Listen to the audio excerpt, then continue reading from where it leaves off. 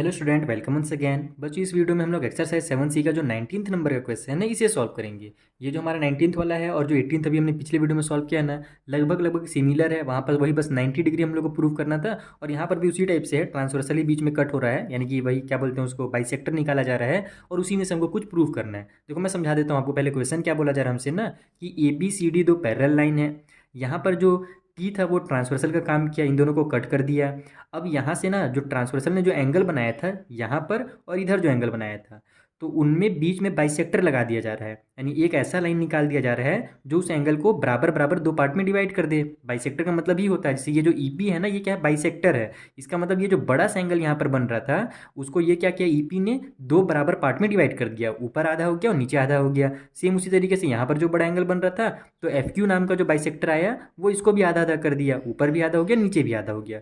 तब हमको प्रूफ ये करना था, इसमें कहा गया भैया प्रूफ दैट ईपी और FQ पैरेलल, यानी ये जो ईपी है और FQ है ये क्या आपस में पैरेलल हैं। तो दो लाइन को पैरेलल प्रूफ करने के लिए बहुत सारे तरीके हो सकते हैं। जैसे कि आप क्या करो कि जो ट्रांसवर्सल उनको कट कर रहा है उसमें आप करस्पॉन्डिंग एंगल बता दो कि जो देखो ये जो करस्पॉन्डिंग एंगल है भैया ये आपस में इक्वल है, या फिर ये कंसेक्यूटिव इंटीरियर एंगल का सम 180 डिग्री आ रहा है, तो भी वो क्या हो जाएगा, पैरेलल प्रूफ हो जाएगा। यानी कि पैरेलल जो हमने आपको बताया था ना, पैरेलल जब कभी भी दो लाइन होते हैं और ट्रांसवर्सल उनको कट करता है तो कई सारे वहाँ पर प्रॉपर्टी बन जाते हैं, जो कि मैंने आपको इंट्रो वाले वीडियो में पहले वीडियो में बनाया था, यानी कि बताया था कि आपका अल्टरनेट इंटीरियर एंगल हो जाएगा, अल्टरनेट एक्सटीरियर एंगल हो जाएगा, लीनियर पेयर हो जाएगा, करस्पॉन्डिंग एंगल हो जाएगा, कई टाइप से हो जाते हैं। तो किसी भी चीज़ को आप यहाँ पर अगर प्रूव कर दो, जैसे मान लो ये दोनों हमारे लाइन है, इसमें अगर हम लोग ये प्रूव कर देना, पेंसिल कहाँ गया मेरा, इधर है पेंसिल, एक सेकेंड। अगर मैं ये प्रूव कर दूं कि यहाँ पर जो एंगल बना है और यहाँ पर जो एंगल बना है, इन दोनों को क्या बोला जाता है, आपस में अल्टरनेट इंटीरियर बोला जाता है। जैसे देखो ये हमारा एक लाइन है, ये लाइन है, ये जो ऐसे सीधा आया ये क्या हो गया, ट्रांसवर्सल का काम करेगा। अब तो यहाँ पर एंगल और यहाँ पर जो एंगल बना, इनको अल्टरनेट इंटीरियर एंगल बोला जाता है। तो अगर मैं ये प्रूव कर दूं ना कि ये दोनों आपस में इक्वल हैं, तो ये प्रूफ हो जाएगा कि दोनों लाइन आपस में पैरेलल है। यानी कि कोई सा भी बस आप अल्टरनेट इंटीरियर या कोई भी एंगल को आप ले लो, जैसे मान लो आप इधर भी लोगे तो बाहर हो जाएगा, वो एक्सटीरियर हो जाएगा, इन्हीं दोनों को ले लो।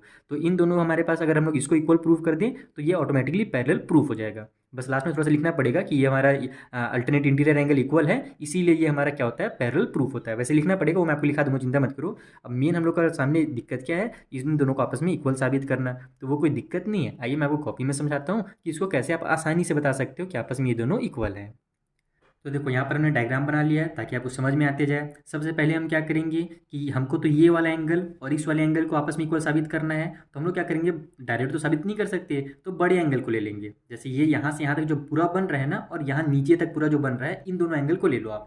एंगल AEF जो होगा वो EFD, यानी ये वाला बड़ा वाला एंगल जो है, ये दोनों आपस में क्या होंगे, इक्वल हो जाएंगे, क्योंकि ये हमारा दो पैरेलल लाइन पहले से हमको बता दिया गया है क्वेश्चन में कि ये और ये पैरेलल है और टी जो है ट्रांसवर्सल है। तो यहाँ पर आप लिख भी सकते हो कि AB parallel to CD and T is transversal. ठीक है, ट्रांस ऐसे नहीं भी लिखोगे तो भी चलेगा, बाकी मैं लिख दे रहा हूँ ताकि आपको समझ में आ जाए। ये ट्रांसवर्सल है इसलिए सो हमारा ये जो एंगल बनेगा AEF के नाम से, बड़ा वाला एंगल, एंगल AEF जो होगा वो इक्वल होगा नीचे वाले बड़े एंगल का EFD, जिसका नाम है एंगल EFD के। और क्यों इक्वल है भैया, क्योंकि दोनों आपस में अल्टरनेट इंटीरियर एंगल है। ठीक है, अल्टरनेट इंटीरियर एंगल्स। ठीक है, शॉर्टकट में लिख देता हूँ। अब हमको ये तो पता चल गया कि दोनों बड़े वाले इक्वल हैं, हमको लेकिन लेना कौन सा था, ये छोटा लेना था। और यहाँ पर हमारे पास EP जो है वो क्या है, बाइसेक्टर है बड़े एंगल का। तो अब क्या करोगे, आप इसका वैल्यू निकालोगे यहाँ से। वो कैसे निकालोगे, पहले तो आप ये बता दो कि EP क्या है, बाइसेक्टर है इस बड़े एंगल का। तो यहाँ हम लिखेंगे EP is bisector, bisector of angle AEF। ठीक है, जो बड़ा वाला एंगल था हमारा AEF, उसका ये वाला EP जो है बाइसेक्टर है। इसलिए अगर मैं ये छोटा एंगल लूँ जिससे हमको मतलब है, जिसको हमको इक्वल प्रूव करना है, जिसका नाम क्या है, PEF है। ये छोटे वाले नीचे वाले के एंगल का नाम ही ना है PEF। तो अगर ये बाइसेक्टर है, इसका मतलब क्या हुआ कि जो PEF होगा ये बड़े वाले एंगल का आधा होगा, है ना। बाइसेक्टर का तो मतलब ही यही होता है कि जो छोटे एंगल है, नीचे वाला ले लो चाहे ऊपर वाला ले लो, वो बड़े वाले एंगल के आधे होंगे। तो हमको तो नीचे वाले से मतलब है, तो हम लोग नीचे वाला लेते हैं। एंगल PEF, इसको आप ऐसे लिखोगे, एंगल PEF जो होगा वो हमारा इक्वल होगा आधा, यानी कि हाफ, एंगल AEF के। ठीक है, समझ में आया ना ये कहाँ से मैंने लिखा, और इसी को मेन समझना है। अगर ये समझ गए तो पूरा सॉल्व हो जाएगा। ये जो हमारा नीचे वाला PEF है, चूंकि ये बाइसेक्टर था ये वाला लाइन, इसीलिए हमारा जो बड़ा एंगल बनेगा तो वो बड़ा एंगल को क्या करेगा, ये आधा आधा पार्ट में डिवाइड कर देगा। इसका मतलब पी ई एफ जो होगा वो बड़े एंगल का आधा होगा। तो बड़ा वाला एंगल का नाम है ए ई एफ, उसमें अगर हम लोग हाफ कर दे उसको तो हमको क्या मिल जाएगा, पी ई एफ मिल जाएगा। ये हमारे यहाँ से एक इक्वेशन बना, लेकिन हमको इससे मतलब नहीं है। हमको क्या करना है, यहाँ पर ए ई एफ हमने लाया था ना, तो ए ई एफ का हमको वैल्यू निकालना है। तो इस टू को हम लोग इधर ट्रांसफर कर देंगे, जैसे क्वेश्चन नंबर 19 में किए थे। तो टू इधर आकर के हमारा two angle P E F हो जाएगा, और वन उधर बचा है तो वन को लिखा ही नहीं जाता है। मान लो अगर मैं वन को इधर ट्रांसफर कर दूंगा तो डिनोमिनेटर में आ जाएगा, तो भी नहीं लिखेंगे। और किसी भी एंगल के साथ वन है तो वन को ऐसे नहीं लिखा जाता है, क्योंकि उसका वन से मल्टीप्लाई होकर के वही आ जाएगा। तो बस यहाँ पर आप एंगल ए ई और एफ लिख दोगे इस तरीके से। तो यहाँ से हमको एक इक्वेशन मिल गया। एक तो ये इक्वेशन मिल गया था शुरू में, इसको फर्स्ट नाम दे दो। ये इक्वेशन मिल गया, ये हमको सेकंड नाम दे दो। हमने क्या किया इस इक्वेशन को लाने के में, हमने इस ए ई एफ जो हमने फर्स्ट इक्वेशन लाया था ना, उसका हमने यहाँ पर वैल्यू निकाला। अब सेम आप क्या करोगे, ई एफ डी जो है उसका वैल्यू निकालोगे इस एंगल से रिलेशन बना करके। तो यहाँ पर भी आप सेम वही काम करना, लिखना क्या कि ई एफ क्यू जो हमारा ये वाला एंगल है, यहाँ पर पहले तो एक बार हम लोग बता देते हैं कि एफ क्यू जो है वो भी क्या है, बाइसेक्टर है। तो यहाँ पर लिखो आप F Q, sorry P Q लिख दिया मैंने गलती से, F Q is bisector of angle E F D, यानी जो बड़ा वाला नीचे वाला हमारा एंगल ई एफ डी है उसका ये क्या है, बाइसेक्टर है एफ क्यू। तो जो हमारा ये एंगल बनेगा, ठीक है, ये वाला जिसका नाम ई एफ क्यू है, यहाँ पर लिखता हूँ मैं एंगल ई एफ क्यू, ये भी क्या हो जाएगा, हाफ हो जाएगा बड़े वाले एंगल का, जो कि हमारा क्या था, ई एफ डी था। क्लियर है ये चीज़। तो बस इसको भी इधर ट्रांसफर कर दो आप, तो ये हो जाएगा हमारा two angle E F Q. ठीक है, जैसे हम लोग पहले वाले किए हैं ना, सेम वही काम कर रहा हूँ। टू को इधर ट्रांसफर किया तो इधर केवल हमारे पास क्या बच जाएगा, एंगल ई एफ डी बच जाएगा। ये हम लोग ले लेते हैं इक्वेशन नंबर 3। हम देखो सेम टू सेम जैसे 18 बन रहा था वैसे ही बन रहा है। अब यहाँ से हम लोग क्या करेंगे, इक्वेशन 1 में जो हमारा ए ई एफ था और ई एफ डी था, उनमें हम लोग क्या करेंगे, ये दूसरा और तीसरा वाला इक्वेशन से उनका वैल्यू पुट करेंगे। तो यहाँ पर आप लिखोगे फ्रॉम इक्वेशन 1, 2 एंड 3, यानी ये जो हमारे तीनों इक्वेशन है इसमें हम लोग क्या करने वाले हैं। तो सबसे पहले तो मैं पहला वाला इक्वेशन लिख देता हूँ। पहला इक्वेशन क्या था हमारा, एंगल ए ई एफ जो है वो इक्वल है दूसरे वाले बड़े एंगल ई एफ डी के, क्योंकि दोनों हमारे अल्टरनेट इंटीरियर एंगल थे। तो बस ए ई एफ का हमने वैल्यू क्या निकाल लिया है इक्वेशन नंबर 2 में, two P P E F लिखना था ना, ये मैं पी क्यों लिख दिया भैया, हाँ पी ई एफ था यहाँ पर हमारा, देखो ये पी ई एफ था, तो ये हमारा टू पी ई एफ हमने ए ई एफ का वैल्यू निकाला था। तो इसके जगह में बस आप क्या करोगे, टू पी ई एफ लिख दोगे।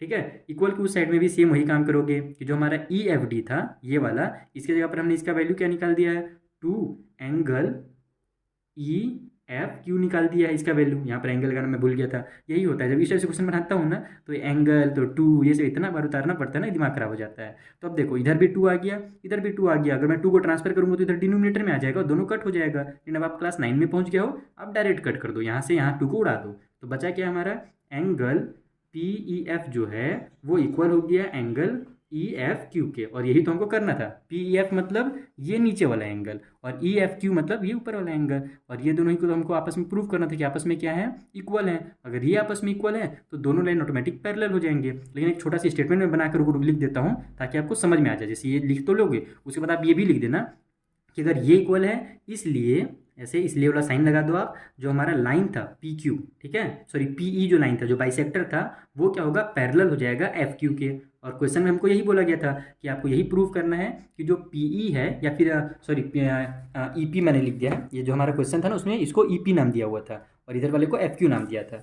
मैं इसको ई पी ही बना देता हूँ, ये मैंने पी लिख दिया। वैसे पी और ई पी एक ही चीज़ होता है, फिर भी अब जैसे क्वेश्चन में दिया वैसे ही लिख ही लेते हैं। जब इतना मेहनत किए हैं तो थोड़ा सा मेहनत और कर लेते हैं। तो जो हमारा ई पी होगा वो पैरेलल हो जाएगा एफ क्यू के, और क्यों पैरेलल होगा उसका मैं जरूर एक छोटा सा स्टेटमेंट बना करके यहाँ पर आपको समझा देता हूँ। तो देखो आपको कुछ इस तरीके से इसका इंग्लिश में स्टेटमेंट उतार कर लिख देना है, जो कि मैंने आपको शुरू में ही समझाया था ना कि जब कभी भी दो पैरेलल लाइन या फिर दो सीधी सीधी लाइन जा रही हैं, अभी तक हमको पता नहीं कि पैरेलल है, और उसमें अगर एक इंटरसेक्ट उसको कट कर देता है, एक ट्रांसवर्सल उनको इंटरसेक्ट कर देता है, तो अगर अल्टरनेट इंटीरियर एंगल आपस में इक्वल हैं तो दोनों लाइन क्या होंगी, पैरेलल होंगी। ये हमने आपको हिंदी में समझाया था शुरू में हम डिटेल में। तो उसी चीज़ को आपको क्या करना है, इंग्लिश में उतार देना है कि ये हमारे पैरेलल इसलिए होंगे बिकॉज, क्योंकि if a transversal intersect two lines, एक ट्रांसवर्सल अगर दो लाइन को इंटरसेक्ट करता है, सच दैट, इस तरीके से कि pair of alternate interior lines, है ना, अल्टरनेट, सॉरी लाइन नहीं होगा, अल्टरनेट इंटीरियर एंगल्स होगा, यहाँ पर मैं एंगल्स कर देता हूँ शॉर्टकट में।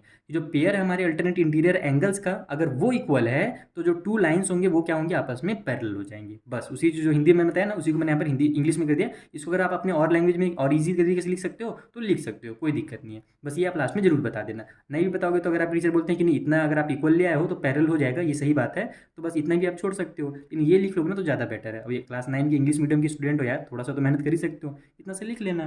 तो देखो ये हो गया हमारा क्वेश्चन नंबर 19 भी कंप्लीट। अगर आपने 18 वाला नहीं देखा है क्वेश्चन का वीडियो तो आप जरूर देख लेना, क्योंकि लगभग लगभग सिमिलर ही बने हैं, तो दोनों का प्रैक्टिस साथ में करना। ठीक है, मिलते हैं अब हम लोग नेक्स्ट वाले वीडियो में, जहाँ पर जो आगे क्वेश्चन हैं उनको मैं आपको इसी तरीके से सिंपल मेथड में समझा दूंगा। Thank you for watching.